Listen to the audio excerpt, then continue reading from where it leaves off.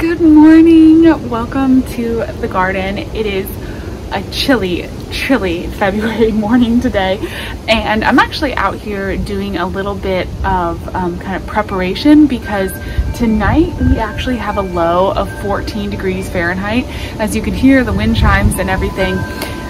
The storm is coming in. We're definitely getting a lot of cooler temperatures.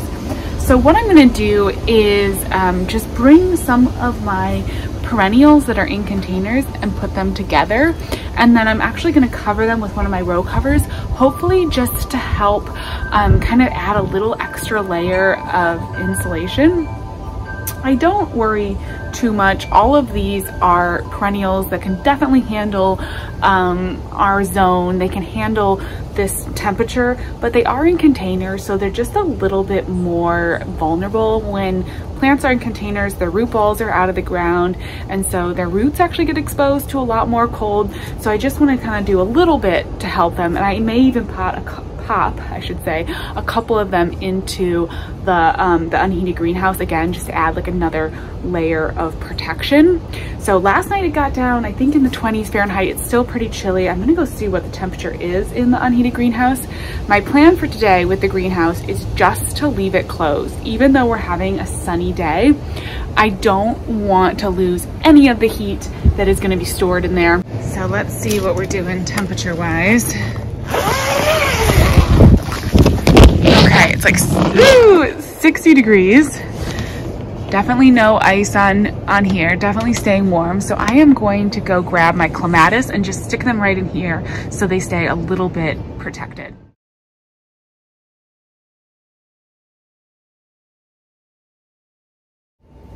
All right, so I got the clematis into the unheated greenhouse. Those are kind of like a little bit of my prized possessions. I really want them to make it through the winter, and I put them in there for the last freeze. I think they did okay, so I'm just putting them back in there again. And as I said, I'm gonna leave this greenhouse closed. I will come out and check it this afternoon. You know, if it's getting too far above 100 degrees Fahrenheit in there, I might open one of the windows for a little bit or vent it just a little bit, like open the door for a couple minutes, but then close it again, because I really want it to get warm up there so that it can hold a lot of heat overnight. The container pond has really been helping.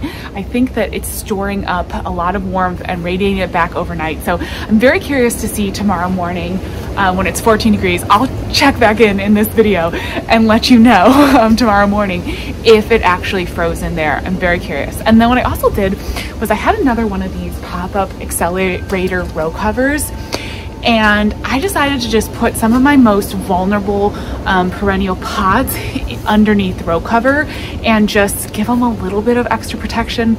I definitely noticed a difference with my lettuce seeds. I should say my lettuce seedlings, not my lettuce seeds.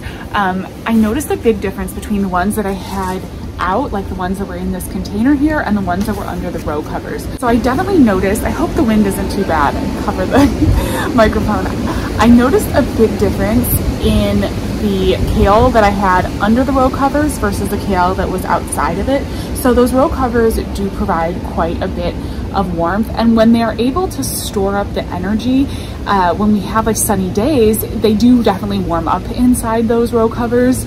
When it's a long days of, you know, lots of really gray temperatures, I don't notice as much of a big difference like with how much protection they provide. But when we have sunny days, I notice that they do provide a decent amount of protection. So I just put a bunch of my pots underneath it to kind of hopefully just give the roots of those perennials a little bit more help. I've got a couple, let's see, I've got a couple echinacea plants. There's a black-eyed Susan, two of my anise hyssops, and a heliopsis that are in those pots. I have a little room. I might stick maybe my blueberry bush. This is my little container blueberry bush. Maybe I'll stick that in under the end just to give that a little protection too. I think it'll be fine, but I feel like it can't hurt to just add a little bit of protection for it. There are a few things that aren't going under here, like this over here is a catmint. It's pretty hardy though. I'm really not super worried about it. It made it all the way through the winter in these containers last year and didn't skip a beat, so I know that it can pretty much handle it, so I'm just gonna leave that one. But let's put the blueberry bush underneath it. And then it is kind of, as you can see, it's a windy day. You can probably hear it. So I just kind of sandwiched this row cover in between some other pots. Let's get the blueberry bush underneath there. Just like sandwiched it in here, and then hopefully it won't blow away. I really hope. They really do well. So these are 2 by 4 foot row covers, and the beds are 2 by 4 feet, and they kind of just like sandwich in here. And even on these super windy days, I never really have an issue. I'm just gonna make sure everything's really tucked in, but I never really have an issue with them blowing away, which is super. I often get asked too about having this many containers and worrying about the pots freezing and cracking. I have never had an issue with that.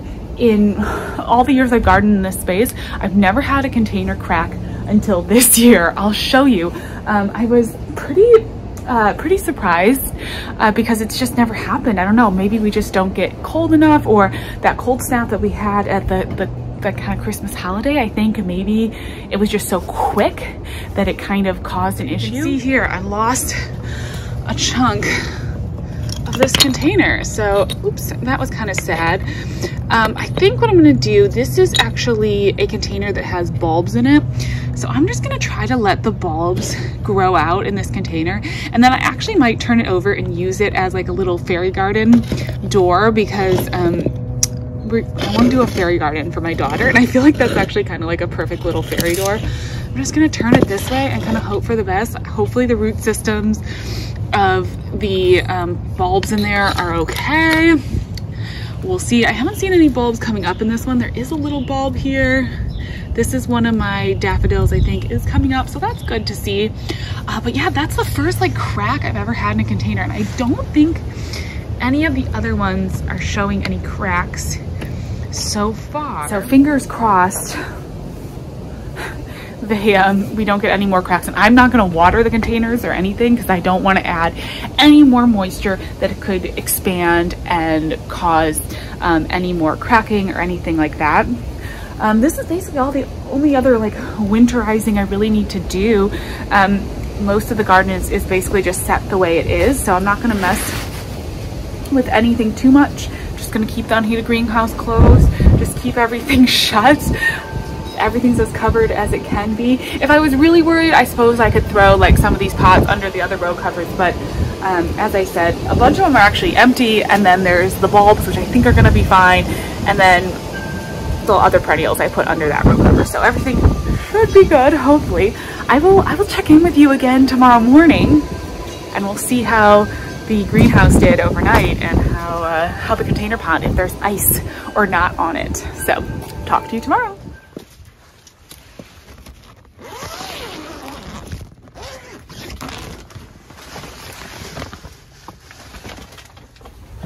Hey, so it is the next day. I came out here really early in the morning. It was freezing cold, so chilly. So there was some ice on the container pond. It definitely got below freezing in there.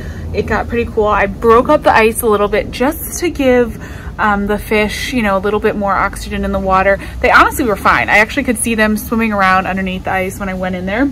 And then I kept it closed. It's about 2 in the afternoon, and I'm gonna come out here and see how cold it is in there, but I think everything else probably did okay. I'm glad I covered it just because it did really get cold, but this area is so protected, and I think we've got a high of 32 today, but out here it doesn't feel that bad, honestly.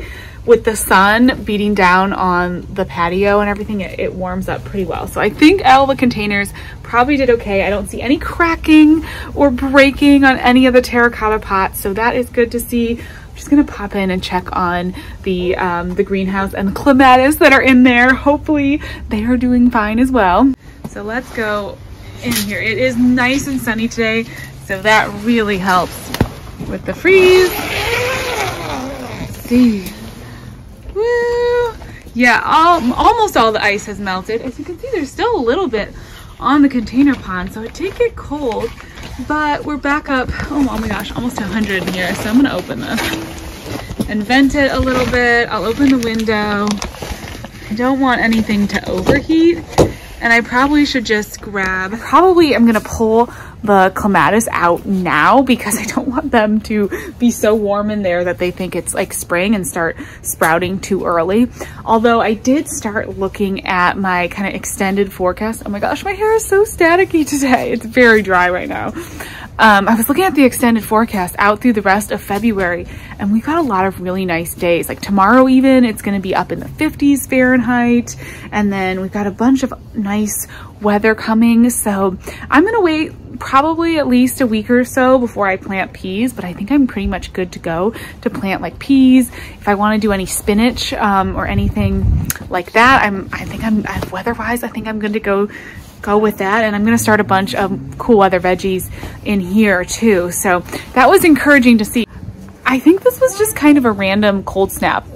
So I think we're pretty much past all the cool weather, and my daughter's out here playing. It's such a nice day that I think I'm gonna spend a little time out here. Even though it was a cool morning, it feels so nice and warm here on the patio. Got the clematis back in their location by the arch trellis here.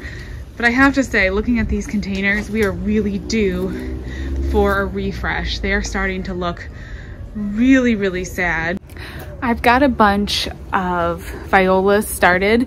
So they have about their first true leaves. So we're getting close to being able to plant them out. Hopefully in the next month, by the end of February, maybe I can plant the violas out. That would be my ideal.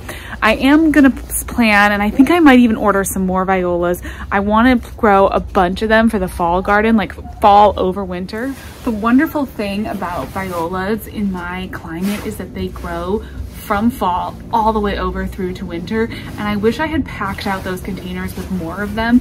So I may even order a few more varieties of seeds, and then probably June or July, maybe mid-July, I'm gonna start just a ton of violas so I can fill these beds with violas for the fall, winter, spring season of next year, and really just like fill in the containers, because honestly, the kale got hit hard by those cold temperatures.